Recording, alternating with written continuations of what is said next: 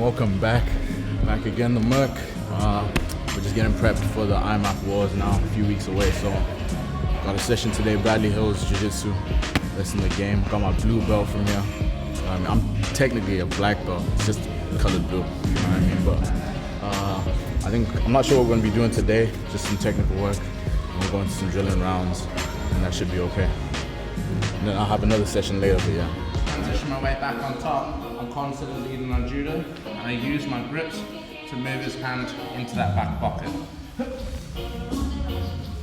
Get used to setting up either your back takes or immediately pulling into your guillotines as well. Alright, that's 1, 2, 3. Let's go. For MMA's sake, probably the last 5 years, where I've been helping Jake Hadley with his grappling, and then everyone just sort of came from there. The entire flyweight team, or previously flyweight team, have all worked together really well, and just continued to grow from there. That's where Micah stepped in a few years down the line, and since then he got his blue belt with us not so long back after a flying triangle in training. He's just getting better and better, and is one of those people who's just naturally gifted in the sport of MMA, and if he continues to put the work in, then the levels will show. So I've been coming to him since essentially my second amateur fight. So working with him, I didn't want to start with him too soon because he teaches quite advanced techniques, but he's got loads of attention to detail. He helps me out loads, and since working with him, I've leveled up crazy. Like, my jiu-jitsu's gone leaps and bounds. So the difference with him is he teaches you the intricate details, those tiny things that make you that like 1% better than your opponent. So I feel like those 1% things is what makes the difference between a good fighter and a great fighter.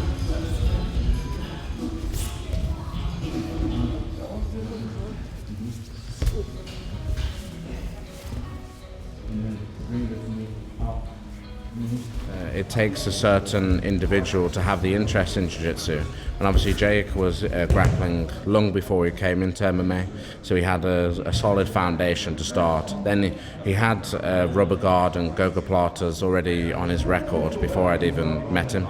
So for me, it became a very easy canvas to paint on. We give a few sort of funky submissions, and we train all year round. That's one of the main differences that I have with Jake versus other MMA fighters I work with, is we're literally like a week out from a fight, we're still training with each other. I'm not doing that.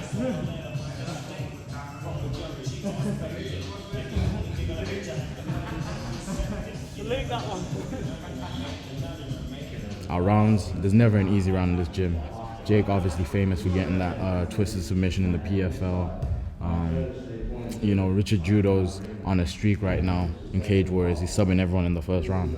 So I feel like our grappling, I've always said, is the best in the UK.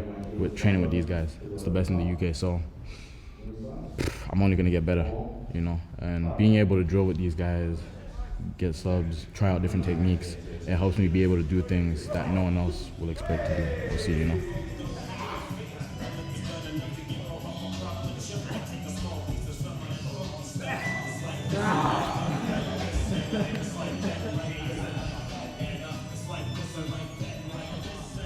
So obviously my last fight was in March. It's been a while since then, and going through it, I realized I feel like I gained everything I need to from the regional scene. I fought one of the top guys known in the regional scene, you know what I mean? He's from the Renegade as well, shout out those guys, but one of the best gyms in the UK too.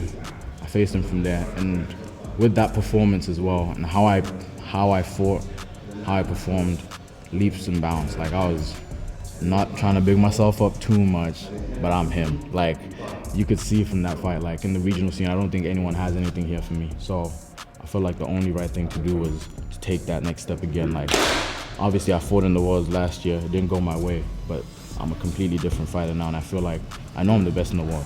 So the only thing I need to do now to prove it is go out there, fight all the guys in Georgia. So it was a no-brainer, really. For me, that's the only thing I look at that motivates me to be like, yes, that's what I can gain from the amateur scene. Because in the regional scene, I beat all these guys now. Like, I'm just a different level compared to them. So the World Championships is my opportunity to prove that I already know. I just need to make sure everyone finds out now. That's all I need before I take that next step to pro and take over that game too.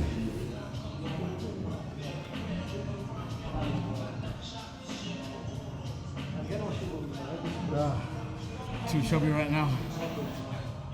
Boy, I lose these pounds. 1 week I'll have a 6-pack again. So I'm calling. Oh, AI exists. So, you know, there's always that. Come on. Oh, back out just at Fearless right now. Gonna do a session 1-to-1 with Sensei. Shout out Downtown Martial Arts. That's the reason I've got masterful striking now. Right? Masterful striking. Yeah, masterful is, it's getting there. It's getting there. Yeah, so just gonna sharpen up the tools, obviously in prep for September 27th. Also shout out to JOYAGEAR, hooking me up with some gear. Make sure I'm ready for the fight, man. Bang, bang, bang. Bang, and then bang, bang.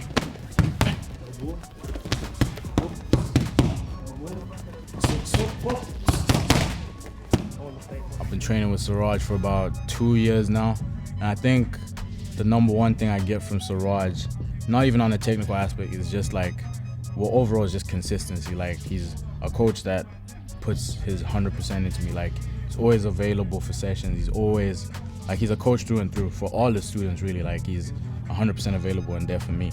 So he wants what's best for me in terms of how I fight.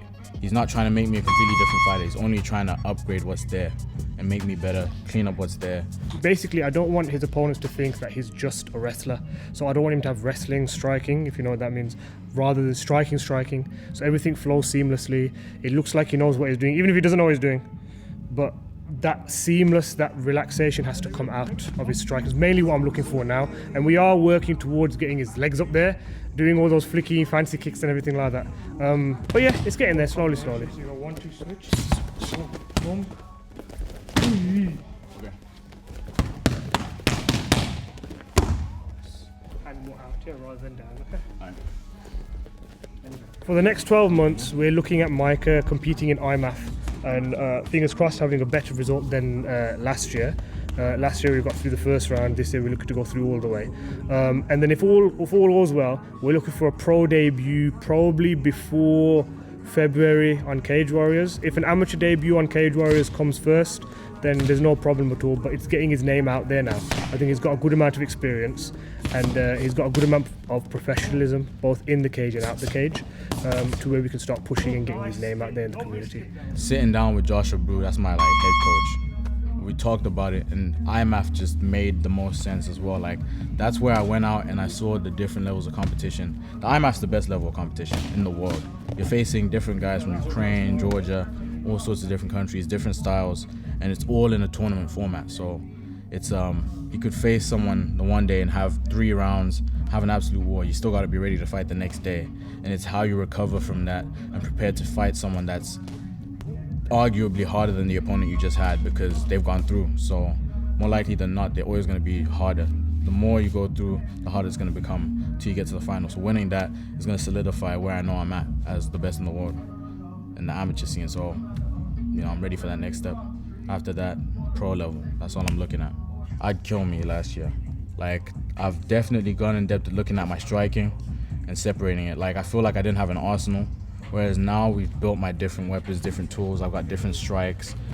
And, you know, people, you ain't see me kick, man. I mean, you might see me kick, you might not see me kick. I don't know. Maybe a spinning back heel, wheel, cartwheel kick. I mean, you saw Jack Ripper get that highlight reel. I might be following soon. But yeah, I've added loads to the arsenal. Being able to draw fluidity and stuff with Sensei over there, that's helped me be able to do that. And you're gonna see, when I come to the World Championships and take over, you're gonna see a completely different man. It's gonna be scary. I feel bad for you guys.